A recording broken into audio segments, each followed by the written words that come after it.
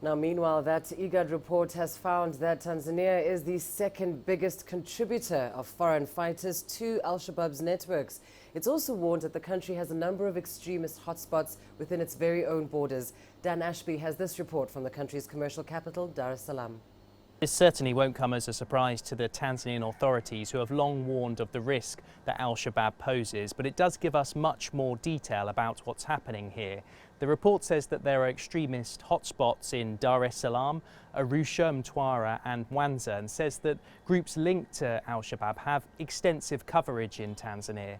It also says that hundreds of Tanzanians have gone overseas to join groups linked to al-Shabaab, and that many have returned and pose a bigger threat.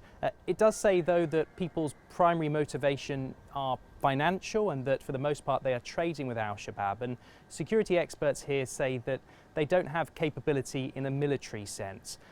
But the government is not taking any risks. It has increased its spending on anti-terror work, and it continues to battle extremists in the Tanga caves in the north of the country, because it knows that the biggest threat that Tanzania faces is terrorism.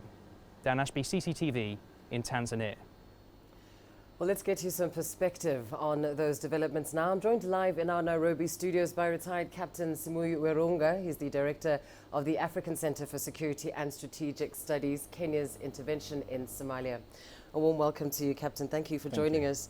Now, Somalia's government says al-Shabaab is a spent force, but according to this IGAD report, that is far from true. It's a growing terror network, in fact. How worried should we be?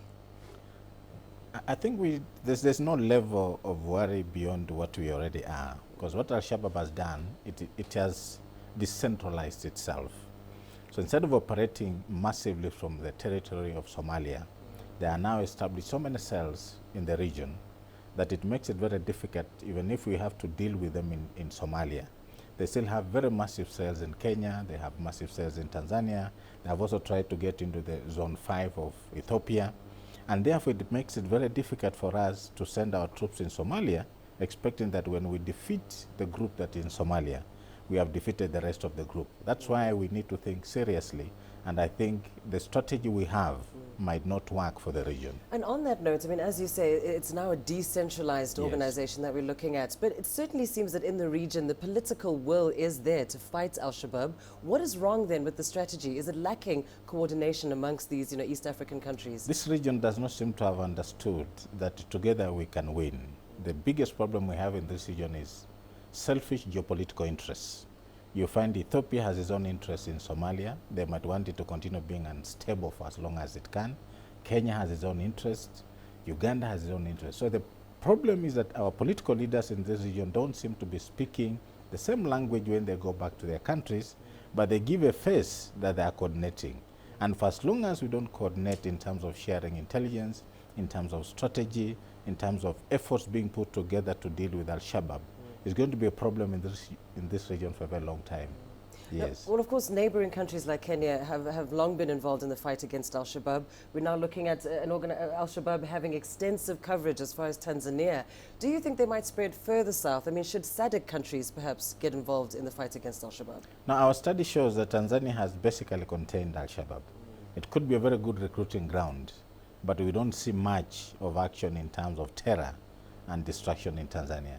And from what we know is Tanzania has been very quick to nib anything that happens in Tanzania very quickly, as opposed to these other countries in the region. The fact that the Tanzania government has been able to contain it, although it still remains a recruiting ground, makes it not very dangerous for southern countries, because Tanzania has basically contained the terror activities of al-Shabaab, although it remains a very fertile ground for recruitment, especially from the island of Zanzibar. Interesting indeed. Captain Werunga, thank you very much for that analysis. Much appreciated. Thank you.